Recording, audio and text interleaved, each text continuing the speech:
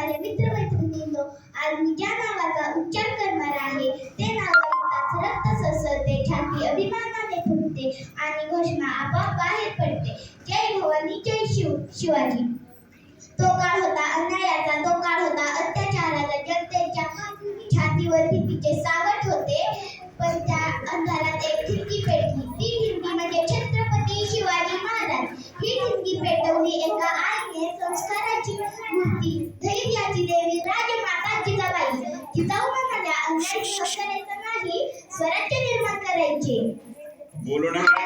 अनेक किल्ले जिंकले, पण त्याहून महत्त्वाचे त्यांनी बले जिंकली. त्यांची तलवार फक्त युद्धासाठी नव्हती, ती होती स्वाभिमानासाठी, ती होती न्यायासाठी, ती होती धर्मासाठी. आज आपल्याला तलवार नको, पण महाराजांची जिद्द हवी, त्यांचा आत्मविश्वास हवा. चला आपण ठरवूया, आपल्या कामात प्रामाणिक राहूया, आपल्या देशाला प्रथम स्थान देऊया. शेवटी एकच घोषणा करूया, जय भवानी, जय शिवाजी.